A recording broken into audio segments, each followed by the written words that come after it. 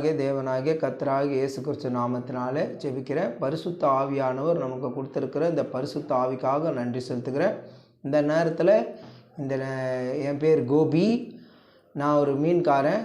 காசிமேடு கடலோரத்தில் மீன் வியாபாரி. மீன் வியாபாரம் செய்து தான் பிழைக்கிறது என்னுடைய பிஸ்னஸாக இருந்தது, வியாபாரமாக இருந்தது. என்னுடைய தகப்பனார் ஒரு இந்து குடும்பத்தை சேர்ந்தவர். என்னுடைய தாயார் ஒரு ஆசி கிறிஸ்தவங்க. ஆனாலும் நான் இந்து வழிபாடில் வந்திருந்தேன். அப்படி வந்திருக்கிற காலத்தில், நான் வாழ்ந்து வந்த காலத்தில் குடிப்பழக்கங்கள், பாவ பழக்கங்கள் என்னிடத்தில் நிறைய இருந்தது. குடிக்கிறது இதெல்லாம் ஒரு சந்தோஷமான விஷயமா இருந்ததுனால நான் அதில் அதிகமாக ஈடுபட்டிருந்தேன். மீன் வியாபாரத்தில் ஒரு நாளைக்கு நாங்கள் 5000 10,000 சம்பாதிப்போம். மீனுக்குள்ளே இருக்கிற வகுத்துக்குள்ளே இருக்கிற அந்த நெட்டி, இந்த மாதிரி மீன்களை வந்து இந்த விலைக்கு வாங்கி அதை நல்ல விலைக்கு விற்கிறது, இது மாதிரியான பிஸ்னஸில் மீன் வியாபாரம் செஞ்சு கொண்டு நல்ல வருமானம் சம்பாதிச்சிட்டு இருந்ததுனால தொடர்ந்து நல்ல வியாபாரம் பண்ணிகிட்டு இருந்தோம். திடீர்னு குடிப்பழக்கங்கள், எனக்கு அதிகமான குடிப்பழக்கங்கள், வருமானங்கள் அதிகம் வர வர என்னோடய பாவங்கள் நாளுக்கு நாள் அதிகமாக ஆரம்பிச்சிது. குடிப்பழக்கம், சினிமா அதிகமாக பார்க்குறது, வியாபாரத்தில் தொழிலை வந்து அதை டெவலப்மெண்ட் பண்ணாமல் அந்த தொழிலை இன்னும் அதிகமாக நான் கவனம் செலுத்தாமல் இந்த மாதிரி இருந்தேன். அப்படி இருக்கும்போது என்னோடய மூளையில் சீல் வந்து நிறைய ஹாஸ்பிட்டலுக்கு போயிருந்தேன். அப்போலோ ஹாஸ்பிட்டலுக்கு போயிருந்தேன், அடையாரில் காளியப்பா ஹாஸ்பிட்டலுக்கு போயிருந்தேன். எங்கேயும் என்னை காப்பாற்ற முடியல. 10 நாளில் இறந்துருவேன்னு சொல்லி என்னை அனுப்பிச்சிட்டாங்க. இந்த குடிப்பழக்கத்தினால அதிகமாக குடித்ததுனால என்னுடைய மூளையில் சீல் வந்துடுச்சு. சீல் எனக்கு 10 நிமிஷத்துக்கு வரும்போது தூங்கும் போதெல்லாம் 10 நிமிஷம் கூட மூளையிலேருந்து மூக்குக்கு வரும், அதனால் நாக்குக்கு வரும். அது மாதிரி எனக்கு வந்ததுனால என்னால் தூக்கம் சரியாக வராதனால என்னோடய மீன் வியாபாரத்தில் காலையில் 1 மணிக்கு நான் மீன் வியாபாரத்துக்கு போக வேண்டியிருந்தது. மீன் வியாபாரத்துக்கு போகணுன்னா நான் இரவெல்லாம் நல்லா தூங்கினா தான் காலையில் 1 மணிக்கு போக முடியும். ஆனாலும் இந்த இந்த வியாதினால் போக முடியாத ஒரு நிலை. காலையில் ஏந்திரிக்க முடியல. என்னால் என் உடம்பு இருக்க பலவீனமாக ஆரம்பிச்சது. ஹாஸ்பிட்டலுக்கு போனாலும் இதுக்கு சரியான ட்ரீட்மெண்ட் கிடையாது, காப்பாற்ற முடியாதுன்னு சொல்லி அனுப்பிச்சிட்டாங்க. அப்போலோ ஹாஸ்பிட்டலில் தண்டார்பேட்டையில் அனுப்பிச்சிட்டாங்க, காளியப்பா ஹாஸ்பிட்டலையும் அனுப்பிச்சிட்டாங்க. இந்த நிலையில் தான் என்னுடைய தாயார் வந்து இந்த வசனத்தை படி, நீ 10 நாளில் இறந்துருவேன்னு சொல்லியிருக்காங்க, இதை படி, நிச்சயம் இந்த வசனம் வந்து உன்னை குணப்படுத்தும். ஆதியிலே வார்த்தை இருந்தது, அந்த வார்த்தை தேவனிடத்தில் இருந்தது, அந்த வார்த்தை தேவனாக இருந்தது, அந்த வார்த்தை மாம்சமாகி கிருபையினாலும் சத்தியத்தினால் நிறைந்தவராக நம்மில் வாசம் பண்ணினார். வார்த்தை தான் மனுரூபம் எடுத்து வந்தது இந்த பூமிக்கு. தேவன் பூமியில் வார்த்தையாக வந்தார். வார்த்தை தான் எல்லாரையும் ஆசீர்வதிக்கும். நீ படி, நிச்சயம் நல்லா ஆகுன்னு சொன்னாங்க. அம்மாவுடைய வார்த்தைக்கு சரி சாவ போகிறோம், எப்பயாவது கீழ்ப்படிவோமேன்னு சொல்லி படித்த போது ஒரு 3 நாள்லேயே எனக்கு உடம்பு ரொம்ப நல்லா இருந்தது. தொடர்ந்து படிக்க ஆரம்பித்தேன். படித்து ஒரு 10 நாளில் ரொம்பவும் உடல் ஃபுல்லாகவே என்னுடைய அந்த சீல் நின்று போச்சு. ரொம்பவும் நான் பலமானேன். அதுக்கப்புறம் பார்த்திங்கன்னா நான் வியாபாரத்துக்கு போக ஆரம்பித்தேன். படிக்க வியாபாரம், படிக்கிறது, வீட்டுக்கு வர்றது, படிக்கிறது, வியாபாரம், இப்படியே இருந்து நான் அதிகமாக வியாபாரத்தில் வருமானங்களை கண்டேன். ஒரு நாளைக்கு 20 30,000 50,000 சம்பாதிக்க ஆரம்பித்தேன். ஃபேக்ட்ரி கட்ட ஆரம்பித்தேன். ஐஸ் ஃபேக்ட்ரி, மீன்களுக்கு ஐஸ் போடுற ஃபேக்ட்ரி கட்ட ஆரம்பித்தேன். எனக்குன்னு ஒரு வருமானத்தை உருவாக்கினேன். ஆண்டவர் எனக்கு இந்த வசனம் என்னை புத்தி எனக்கு கொடுத்தது, ஒரு நிலையான வருமானங்களை ஏற்படுத்தணும் அப்படின்னு சொல்லி. அப்போது இந்த வருமானத்தை ஏற்படுத்தி, சரி இந்த வசனங்களை, இந்த சத்திய வசனம், ஜீவ வார்த்தையை தேவன் இந்த உலகத்துக்கு வந்து எல்லா ஜாதிகளுக்கும் கொடுத்துருக்கிறாரு. புறஜாதியிலேருந்து யூதர்லேருந்து எல்லாருக்கும் இருதயத்தில் விருத்த சேதனமோ மாம்சத்தில் விருத்த சேதனமோ வரணும். அப்படி யூதர்களுக்கு வந்து இருதயத்தில் விருத்த சேதனம் கிடையாது, இஸ்ரவேல் ஜனங்களுக்கு இருதயத்தில் விருத்த சேதனம் கிடையாது. ஆனாலும் புறஜாதிகளுக்கு விருத்த சேதனமே கிடையாது. அதனால் தேவன் வார்த்தையை கொடுக்க வந்தார். வார்த்தையை கொடுத்து எல்லாரும் ரட்சிப்புக்குள் நடத்தும்படியாக வந்தார் என்ற ரகசியத்தை ஆதியாகமத்திலேருந்து நான் அறிந்து கொண்டேன். அப்படி வாழ்ந்த காலத்தில் வார்த்தையை படிக்க நான் நல்லா வருமானங்கள் எனக்கு வர ஆரம்பிச்சது. அதுக்கப்புறம் இந்த வசனங்களை நான் என்ன பண்ணேன், என்னுடைய சர்ட்டில், என்னுடைய துணியிலையும் உடலிலையும் போட்டு, என்னுடைய முதுகில் இந்த வசனங்கள் இருக்கும். அப்படி தெரியுதுங்களா? வசனங்களை வந்து நான் என்ன செய்தேன், வசனங்களை என்னுடைய சர்ட்லெல்லாம் போட்டு அநேகருக்கு நிறைய சாட்சிகள் இதை கேட்டாங்க. என்னை பார்க்குறவங்களாம் அவங்க வசனத்தில் இருக்க சட்டையில் ஒவ்வொரு சட்டையிலையும் வசனம் இருக்கும். ஒரு சட்டையில் பார்த்தீங்கன்னா அன்பு, சந்தோஷம், சமாதானம், நீடிய பொறுமை, தயவு, நற்குணம், விசுவாசம், சாந்தம், இச்சை அடக்கம், ஆவின் கனிகள். இன்னொரு சட்டில் பார்த்தீங்கன்னா பரலோகத்திலே சாட்சிடுவர் மூவர், பிதா, வார்த்தை, பரிசுத்த ஆவி என்பவர்கள் மூவரும் ஒன்றாக இருக்கிறாங்க. பூலோகத்திலே சாட்சிடுவர்கள் ஆவி, ஜலம், ரத்தம். அப்படி ஒவ்வொரு உடையிலையும் எனக்கு என்னுடைய உடைகளில் வசனங்கள் இருக்கும். ஒரு வசனத்தில் வானம் எனக்கு சிங்காசனம், பூமி எனக்கு பாதபடி, என் கரை இவைகளை சிருஷ்டித்ததனால் இவைகளெல்லாம் உண்டாகின, ஆகினும் சிறுமைப்பட்ட ஆவியை நொறுங்குண்டு உங்களுடைய வசனத்துக்கு நடுங்குறவங்களே நோக்கி பார்ப்பேன்னு சொன்னார். வானம் அவருக்கு சிங்காசனம், பூமி அவருக்கு பாதபடி. என்னுடைய வசனத்துக்கு யார் நடுங்குறாங்களோ அவங்களே தான் நான் நோக்கி பார்ப்பேன்னாரு. எனக்கு அதில் ரொம்ப பிடிச்ச ஒரு விஷயம், வசனத்துக்கு யார் நடுங்கி அந்த வசனத்தின்படி நடக்கிறாங்களோ அவங்கள தான் நான் என்ன பண்ணுவேன், ஆசீர்வதிப்பேன்னு சொன்னார். ஏன்னா அவர் வசனத்தில் பார்த்தீங்கன்னா 10 கட்டளை கொடுக்குறாரு. 1, உன் தேவனாகிய கர்த்தரை முழு இதயத்தோடு வணங்கணும். 2, அவர் என்று விக்கிரகங்களும் சிறுபங்கள் இருக்கக்கூடாது. 3, அவரோட நாமத்தை வீணில வழங்கக்கூடாது. 4, பரிசுத்த நாள் ஓய்வு நாள் அனுசரிக்கணும். 5, தகப்பனையும் தாயும் கனம் பண்ணணும். 6, கொலை செய்யாதிருப்பாயாக. 7, விபச்சாரம் செய்யாதிருப்பாயாக. 8, களவு செய்யாதிருப்பாயாக. 9, பொய் சாட்சி சொல்லாதிருப்பாயாக. 10, இச்சையாதிருப்பாயாக. இந்த 10 கட்டளையை கொடுத்தாரு. இந்த 10 கட்டளையை நாம் நிறைவேற்றுறதுக்கு ரொம்ப ஈஸி. அதுக்கு தான் பரிசுத்த ஆவியை கொடுத்துருக்கிறாரு. இந்த பரிசுத்த ஆவி வேதத்தை நீங்கள் படிக்கும் போது பரிசுத்த ஆவி கிடைக்கும். டாக்டருக்கு படித்தா டாக்டருன்றோம், வக்கீலுக்கு படித்தா வக்கீலுன்றோம், கலெக்டருக்கு படித்தா கலெக்டருன்றோம். எதுக்கு படிக்கிறாங்களோ அதுவாக மாறுவாங்க. அப்படின்னா இந்த பரிசுத்த வேதாகமத்தை படிக்கும் போது நம்ம பரிசுத்தவானாக மாற முடியும். அப்போ அந்த பரிசுத்த ஆவியை கொடுக்கறது தேவன் வார்த்தையில் கொடுத்துருக்கிறாரு. அந்த வார்த்தையில் நம்ம படிக்கும் போது பரிசுத்த ஆவியை பெற்றுக்கொள்ளும் போது நியாயப்பிரமாணத்தை நிறைவேற்றுவோம். அப்போது நியாயப்பிரமாணத்தை இச்சையாதே அப்படின்னா நம்ம உணவில் இச்சையில் விழுந்துருவோம். அந்த இச்சை நமக்கு வராது. நம்ம சாப்பிடுவோம், இச்சையாக சாப்பிட மாட்டோம். எது கொடுத்தாலும் சாப்பிடுவோம். அந்த ஒரு மனநிலையெல்லாம் வந்துடும். எனக்கு பார்த்திங்கன்னா நான் எங்கள் வீட்டில் மீன் கறின்னு அதிகமாக மீன்கள் கறிகள் எங்கள் வீட்டில் என்றைக்குமே இருக்கும். ஏன்னா நாங்கள் ஒரு மீன்காரன்றதுனால, மீன் வியாபாரம் பண்ணிகிட்டு இருந்தனால எல்லா வகையான மீனும் இருக்கும், நல்லா சாப்பிடுவோம். ஆனாலும் அப்போ நான் எது கொடுத்தாலும் சாப்பிடாமல் இருக்க மாட்டேன். எல்லாம் கறியும் மீனும் சாப்பிடுவேன். இப்போது இச்சை இல்லாமல் சாப்பிட்றேன். எது கொடுத்தாலும் சாப்பிடுவேன். முன்னெல்லாம் எங்கள் வீட்டில் மீன் இல்லைன்னா ஏதாவது ஒரு பதார்த்தங்கள் கம்மியாக இருந்தால் கத்துவேன். இப்போ அப்படி கிடையாது. எது இருந்தாலும் பரவாயில்ல. அதுதான் பரிசுத்த ஆவி. பண ஆசை வர்றதில்லை. பணம் தேவைகள் தேவைன்னா நமக்கு சம்பாரிச்சிக்கலாம். எவ்வளோ வேணும் சம்பாரிச்சிக்கலாம். ஆண்டவர் உலகத்தில் பணங்களை எல்லா ஆசீர்வாதத்தையும் வச்சுட்டாரு. நீங்கள் பண ஆசை இல்லாதவர்களாக இருந்து உங்களுக்கு உள்ளவைகளை போதும் என்று இருங்கள், நான் உன்னை விட்டு விலகுவதில்லை, உன்னை கைவிடுவதில்லைன்னு இருக்கிறார். அதனால் நம்ம பண ஆசை வச்சிட்டோம்னா பரிசுத்த ஆவி போயிடும். பண ஆசை வேணாம் இல்லை, பணம் வேணும். வீடு வேணும், பங்களா வேணும், கார் வேணும், எல்லாம் வேணும். அதெல்லாம் தேவன் கொடுக்குறாரு. கொடுக்காதில்லை. தேவனை தேடுறவங்களுக்கு இவ்வுலகத்திலே ஐஸ்வர்யம் உள்ளவர்கள் இருமாப்பு சிந்தை உள்ளவர்களாக இராமல் நிலையற்ற ஐஸ்வர்யத்தை மேல் நம்பிக்கை வையாமலும் சகலத்தையும் அனுபவிக்கிற தேவன் மேலே பற்றுதலாக இருங்க. அப்போது சகலத்தையும் அனுபவிக்கிற தேவனை பிடிக்கணும். அப்போ நம்ம என்ன பண்ணணும், காலையில் சாப்பிடணும், ஒரு வசனம் ஒரு அதிகாரம் படிச்சுட்டு சாப்பிடணும். சாப்பிட்ட பிறகு ஒரு அதிகாரம் படிக்கணும். அப்போ அந்த 2 அதிகாரத்தில் என்ன ஆகிடும்னா, நீங்கள் சாப்பிட்டதுடைய பொருளில் விஷமோ எதுவோ இருக்கட்டும், எதுவுமே உங்களை ஒன்றும் செய்யாது. விசுவாசம் உள்ளவனாகி நீங்கள் எதை சாப்பிட்டாலும் ஒன்றும் ஆகாது. அப்போது அந்த வசனத்தை படிச்சுடு. அந்த ஒரு அதிகாரம் படிச்சுட்டு சாப்பிட்றதுனால நீ சாப்பிட்ற உணவு உனக்கு ஜீரணமாயிடும். அந்த வசனங்கள் அக்னியுமாக இருக்குது. இந்த அக்னி என்ன பண்ணணும்னா, நீ சாப்பிட்ற பொருளில் இருக்கிற விஷத்தன்மையை எடுத்துடும். வசனத்தை உள்ளே அனுப்பணும். முதல் ஒரு 5 நிமிஷம் படிச்சுட்டு சாப்பிடுங்க. அதனால் உங்களுக்கு தேவரீர் என்னை ஆசீர்வதியும், என் அப்பத்தின் தண்ணி ஆசீர்வதித்து வியாதியில் என்னிலிருந்து விளக்கும். ஆக வசனம் ஒரு அதிகாரம் படிச்சுட்டு தான் சாப்பிட்ணும். அதே மாதிரி 3 வேளையும் 3 அதிகாரத்தை நீ படிச்சுட்டு தான் சாப்பிட்ணும்.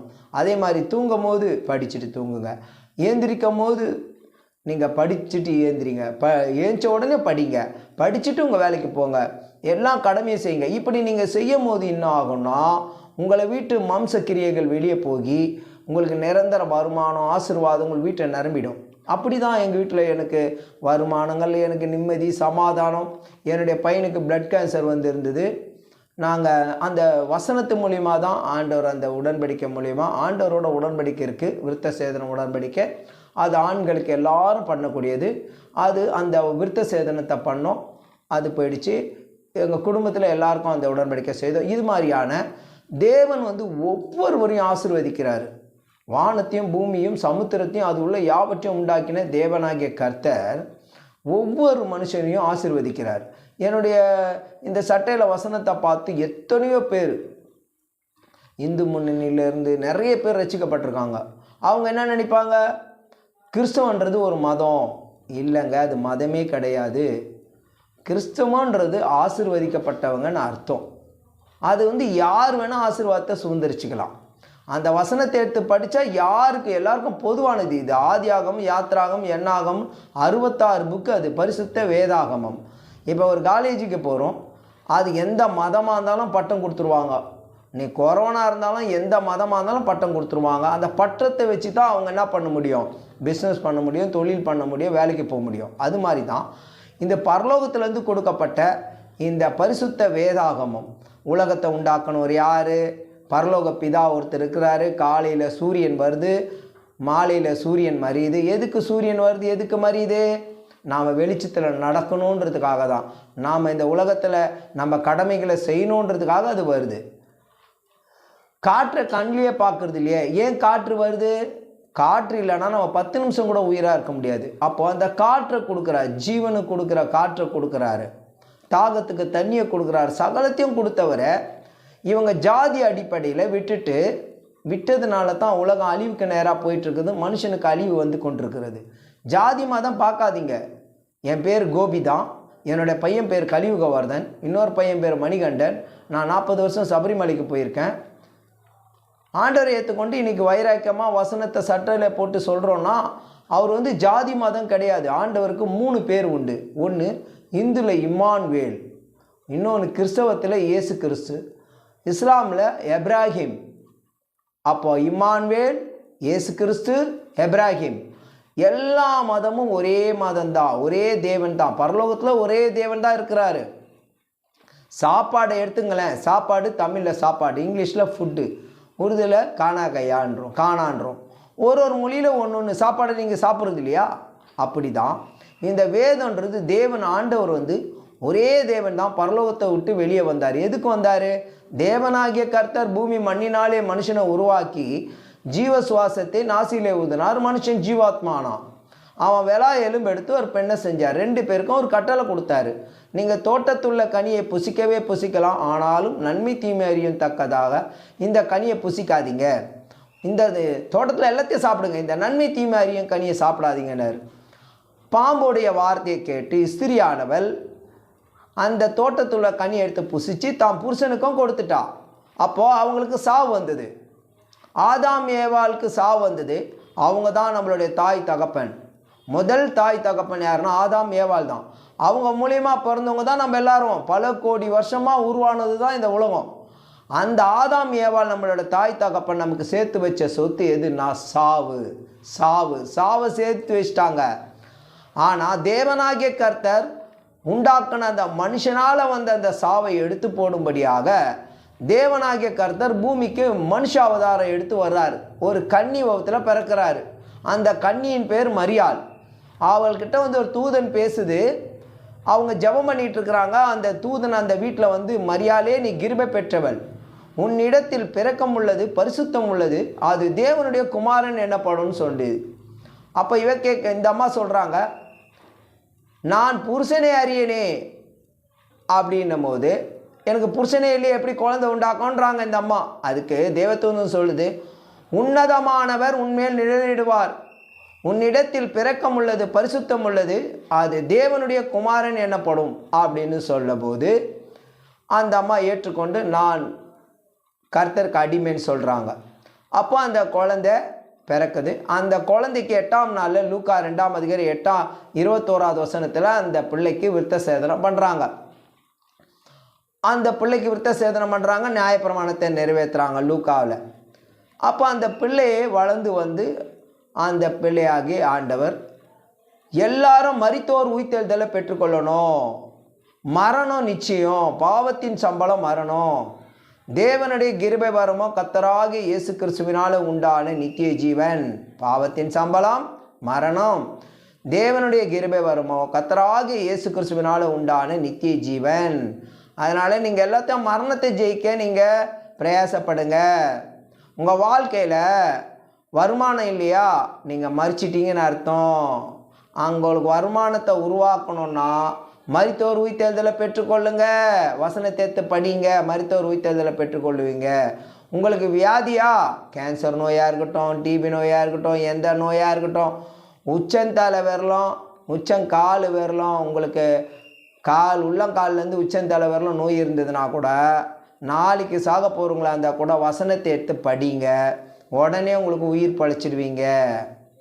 நான் அது மாதிரி எத்தனையோ பேரை கேன்சர் நோயில் நாளைக்கு சாக போகிறவங்களெல்லாம் காப்பாற்றிருக்கிறேன். உங்களுக்கு நம்பிக்கை இல்லைன்னா அந்த மாதிரி ஆட்களை கொண்டு வாங்க, நாங்கள் உடனே உங்களுக்கு நல்லா ஆக்கி காட்டி தரோம் அவங்கள. அதனால் இதெல்லாம் முடியும். வசனம் எல்லாவற்றையும் செய்யும். வசனத்தை அனுப்பி சுகப்படுத்துவேன்னு சொல்லி சங்கீதம் 107:20 சொல்கிறாரு. சங்கீதம் 41:3 சொல்கிறாரு, நான் வியாதியின் படுக்கையை மாற்றி போடுவேன். வசனத்தின் அடிப்படையில் வசனத்தை இந்த பூமிக்கு, வார்த்தையை பூமிக்கு கொடுத்துருக்கிற அந்த வார்த்தையை பயன்படுத்தினா உங்களுடைய வாழ்க்கை ரொம்ப மேன்மையாக இருக்கும். அதுக்கு நான் ஒரு சாட்சி. என்னுடைய வசனங்களில் எனக்கு சட்டையிலலாம் வசனத்தை போட்டு அநேகர் ரட்சிக்கப்பட்டிருக்காங்க. எத்தனையோ பாஸ்டருங்க வசனத்தை நீங்கள் எப்படி இவ்வளோ தைரியமாக போட்டுட்டு போகிறீங்க, உங்களை யாரையும் கேட்கலையா? என்ன கேட்பாங்க? என் சட்டை நான் எதை வேணும் போடுவேன், என்னுடைய துணிக்கு நான் எதை வேணும் போடுவேன். அநேகர் அவங்கவுங்க துணியில் என்னென்னவோ போடுறாங்க.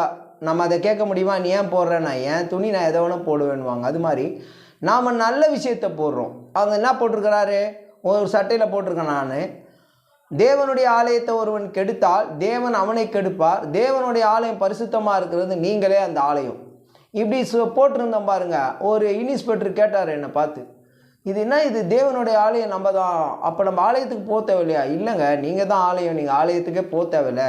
உங்கள் ஆலயத்தை கெடுத்துக்காதீங்க, பரிசுத்தமாக இருங்க, பொய் சொல்லாதீங்க, ஏமாத்தாதீங்க, லஞ்சம் வாங்காதீங்க, கரெக்டாக இருங்க, பரிசுத்தமாக இருங்க, உங்கள் ஆலயத்தில் தேவன் வாசம் பண்ணுவார்.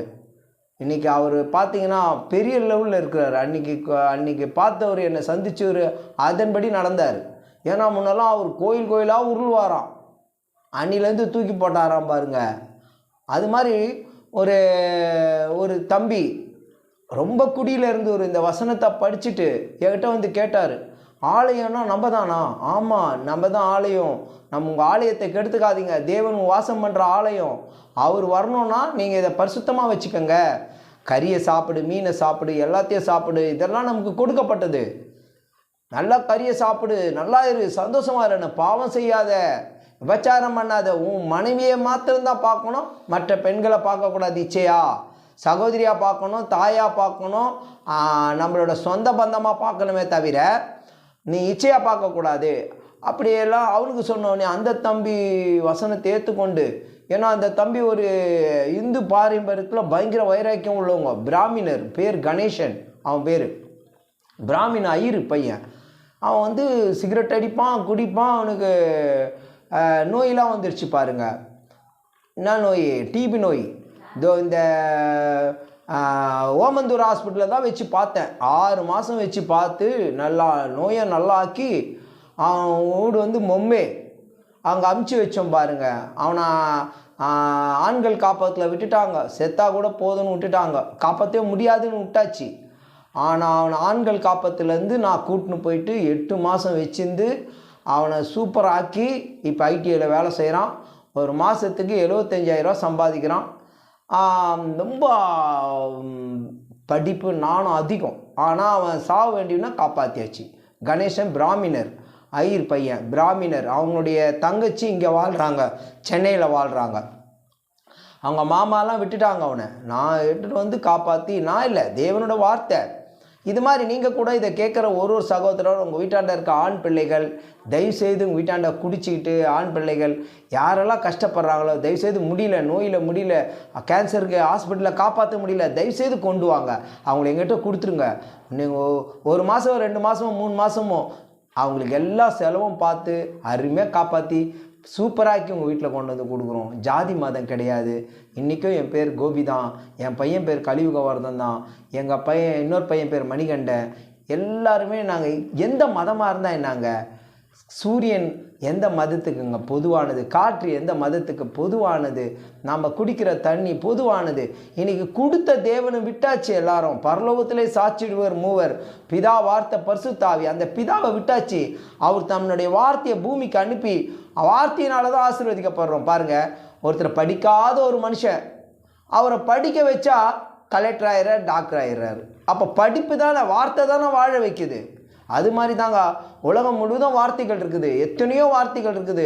துன்ப வார்த்தை, வேதனை வார்த்தை, கஷ்ட வார்த்தை, எவ்வளோ வார்த்தைகள் இருக்குது. ஆனால் நம்மளை வாழ வைக்கிற ஒரு வார்த்தை இந்த பூமியில் இருக்குது. அதுதான் பரிசுத்த வேதாகமம். ஆதியாகமம், யாத்ராகம், எண்ணாகமம், லேவிராகமம், உபாகமம், யோசுவா, ரூத்து, இந்த மாதிரி 66 புக்குங்க. இதை படித்து பாருங்கள். வாழ்க்கையில் நீங்கள் ரொம்ப ரொம்ப ஆசீர்வாதமாக இருப்பீங்க. எத்தனையோ சாட்சிகள், எத்தனையோ காரியங்கள். எங்கள் குடும்பத்தில் அந்த கேன்சர் நோயில் மரணத்துக்கு எதுவாக இருந்தேன், என்னுடைய பையனை காப்பாற்றணும்.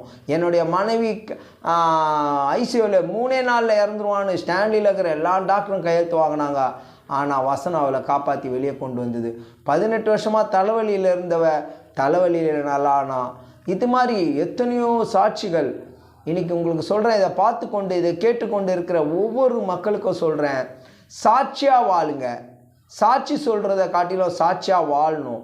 நம்ம வாழ்கிற ஒவ்வொரு வாழ்க்கையும் நாம் எந்த அளவுக்கு ஆசீர்வாதமாக இருக்கிறோமோ அந்த அளவுக்கு தான் ஜனங்கள் இந்த தேவனை தேடி வருவாங்க, வானத்தையும் பூமியையும் தேடி வருவாங்க. அவர் ஆசீர்வதிக்க வல்லவராக இருக்கிறார்.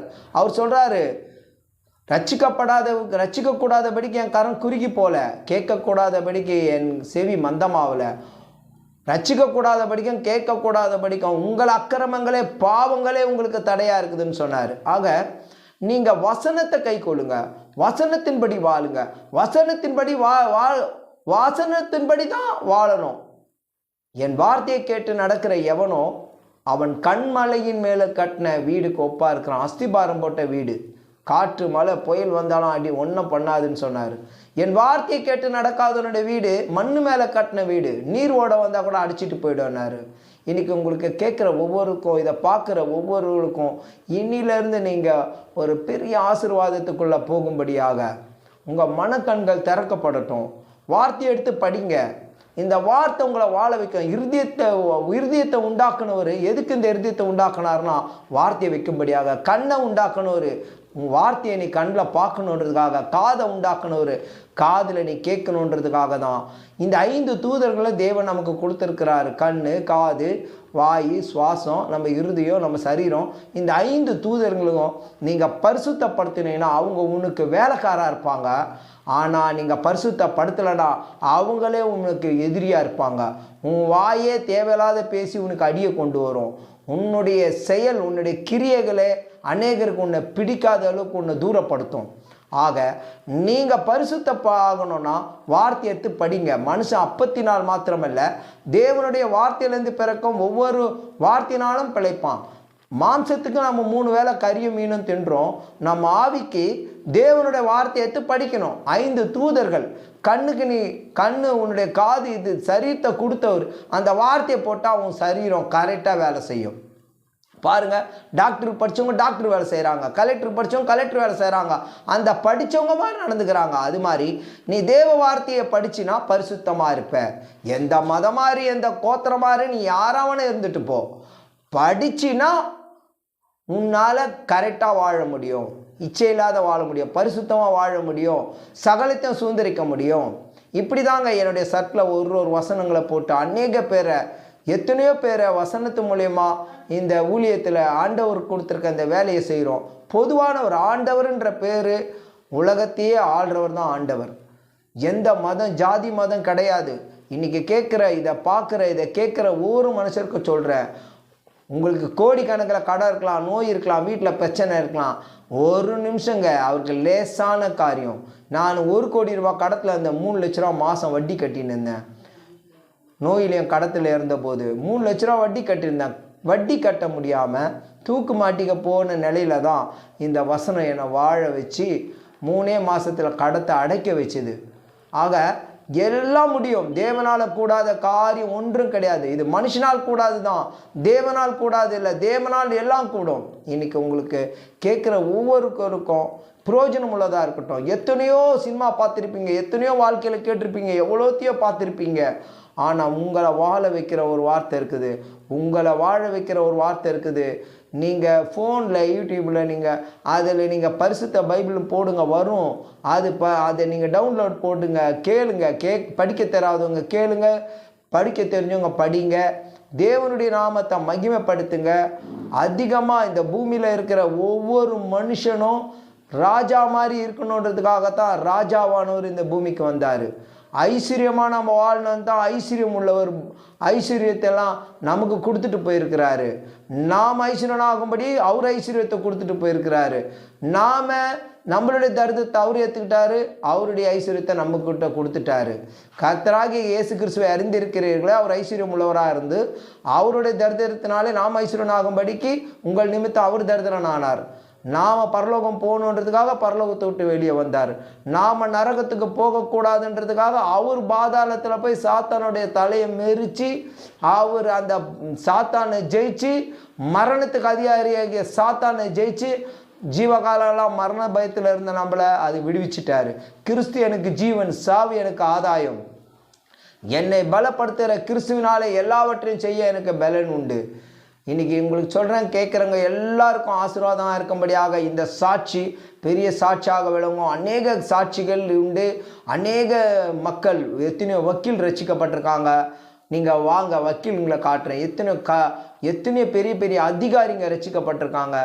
சத்தியம்தான், இந்த வேதம்தான், வசனம்தான் அப்படி அநேகர் ரட்சிக்கப்பட்டாங்க. அநேக அதிபருங்க, தொழில் அதிபருங்க விழுந்து போயிட்டாங்க, கடத்தில் விழுந்துட்டாங்க. சுத்தமாக ஒன்றுமே இல்லை, தொழிலில் பிஸ்னஸில் லாஸு. கொரோனா வந்த போது லாஸு. என்னை கூப்பிட்டு பேசுனாங்க, ஐயா ஒன்றுமே முடியாது, என்ன பண்ணணும்? ஒன்றும் இல்லைங்க, நீங்கள் வசனத்தை எடுத்து படிங்க, நீங்கள் வசனத்தை எடுத்து படிங்க. அவங்க சொன்னாங்க, நாங்கள் ஜாதி, இந்த ஜாதியாச்சு அந்த ஜாதியை நாங்கள் என்ன பண்ண முடியும்? ஜாதிலாம் பார்க்காதீங்க, நீங்கள் படிங்க, உங்கள் பிஸ்னஸ் மீண்டும் எழும்பிடும் அப்படின்னு. அவங்க உடனே 1000 ரூபா கொடுத்து 5 பைபிள் வாங்கினாங்க, 5 தமிழ் பரிசுத்த வேதம் வாங்கினாங்க, படிக்க ஆரம்பித்தாங்க. இன்றைக்கி அவங்க பிஸ்னஸில் எல்லாத்துலேயும் இன்றைக்கி ஸ்டார் ஆகுறாங்க. அதே ஜாதியில் தாங்கிறாங்க, அதே மதத்தை தாங்கிறாங்க. எந்த மதமாக இருந்தால் என்னங்க? டாக்டர் பட்டம் எந்த ஜாதிக்கும், கலெக்டர் பட்டம் எந்த ஜாதிக்கும், வக்கீல் பட்டம் எந்த ஜாதிக்கும். அதே மாதிரி தான் இது பரிசுத்தம். ஒரு பரிசுத்தவான், நீதிமான், உத்தமன், நிஜஸ்தர். நீ நீதிமானாயிரு.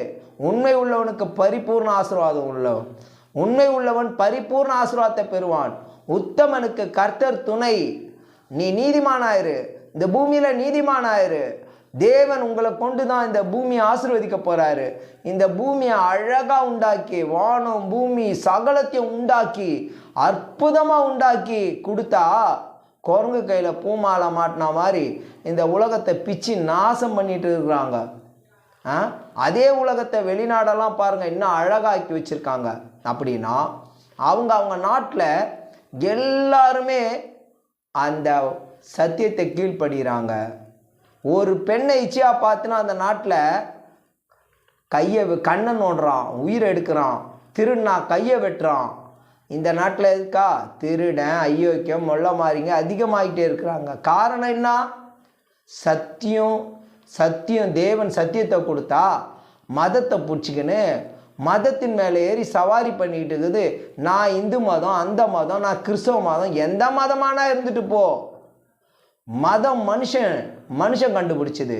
மனுஷனை உண்டாக்குன தேவன் சொன்னார், பரிசுத்தமாக இருங்க, விபச்சாரம் பண்ணாத, உன் மனைவியை தவிர ஒரு பெண்ணை இச்சையாக பார்க்காத, பொய் சொல்லாத, களவு செய்யாத, விபச்சாரம் பண்ணாத, உன்னிடத்தில் அன்பு கூறுவது போல பிற இடத்துல அன்பு கூறு, உன் சகோதரத்தில் அன்பு கூறு. எல்லாத்தையும் சொன்னால் கட்டளையை விட்டாச்சு, எல்லாத்தையும் விட்டாச்சு, பரிசுத்தமாக வாழ்கிறத விட்டாச்சு. பணம் காலையில் ஏஞ்சா பணம், நைட்டு வரலாம் பணத்துக்காக ஓடுறது. ஒரு பிஸ்னஸ் ஒருத்தன் செஞ்சால் போதும், அந்த பிஸ்னஸை 1000 பேர் தொடர்ந்து செய்கிறது. நீங்கள் வசனத்தை படிங்க, ஆண்டவர் உங்களுக்குள்ளே பெரிய அற்புதங்களை செய்வார். நீ 20 வருஷம் சம்பாரிச்சின்னா 20 நாளில் நோய் அடிச்சுன்னு போகிற உலகம் இது. நீ 20 நாள் சம்பாதிக்கிறது 20 வருஷம் சம்பாதிக்கிறது 20 நாளில் போயிடும். ஆனால் நீங்கள் உண்மையாக சத்தியமாக நீங்கள் பரிசுத்தமாக வாழ்ந்தீங்கன்னா நீ 20 வருஷம் சம்பாதிக்க வேண்டியதை 20 நாளில் கிடைக்கும். இது சத்தியம். நான் அப்படி தான் 20 வருஷம் மீன் வியாபாரம் பண்ணேன். ஒரு நாளைக்கு 20,000 30,000லாம் சம்பாரித்தேன். 20 நாளில் புட்டுன்னு போயிட்டு அதுவும் போய் 1 கோடி ரூபாய் கடமும் வந்தது. ஆனால் நான் படித்த அந்த வேதாகமம் 3 வருஷம் படித்தேன். 50 வருஷம் செய்யாததை 40 வருஷம் செய்யாததை 3 வருஷம் செஞ்சு முடித்து எல்லாமே ஆசீர்வாதத்தோடு இன்றைக்கி வெளியே இருக்கிறோம். இன்னும் பெரிய ஆசீர்வாதத்தில் கொண்டு போகிறதுனால தான், ஆசீர்வாதமாக இருக்கிறதுனால தான் அநேகர் கேன்சர் நோயில் என்ன நோயில் இருக்கீங்களோ கொடுங்க, நாங்கள் அவங்கள சரி பண்ணி தரோம். நீங்கள் 1 ரூபா செலவு பண்ண வேணாம், கொண்டு வந்து கொடுங்க, சுகமாக்கி தரோம். எல்லா நன்மையும் செய்யலாம். அப்படி தான் இந்த ஜீவனுள்ள தேவனை பற்றி கொள்ளுங்க. இந்த தேவன் தான் பரலோகத்தில் இருக்கிற பிதா தான் பரமபிதா. அவர் தான் வானத்தையும் பூமியும் சமுத்திரத்தையும் படைத்தவர். அவரை நோக்கி கூப்பிடுங்க, அவரை நோக்கி கூப்பிடுங்க, உங்களுக்கு பெரிய காரியங்களை செய்வார். இன்றைக்கி யாரெல்லாம் மன கஷ்டத்தில் வேதனையில் இருக்கிறீங்களோ, சர்ச்சுக்கு போயிருக்கலாம், எங்கன்னா போயிருக்கலாம், நீங்கள் எந்த மதமாக இருக்கலாம், எவ்வளோ வேதனையில் கவலையப்படாதீங்க. என்ன வேணும்? பிள்ளை இல்லையா? பிள்ளை உங்கள் வீட்டில் மறித்து யாராக இருந்தால் கூட அவங்க கூட உங்கள் சங்கதியில் பிறந்து வந்துடுவாங்க. அதை பற்றிலாம் கவலைப்படாதீங்க. எல்லாத்தையும் சகல நன்மையை நிறைவாக தருவர் நம்மளோட இருக்கிறார். பிதாவாகிய தேவனாகிய கர்த்தராகிய இயேசு கிறிஸ்துவின் நாமத்தில் நல்ல பிதாவே, ஆமென்.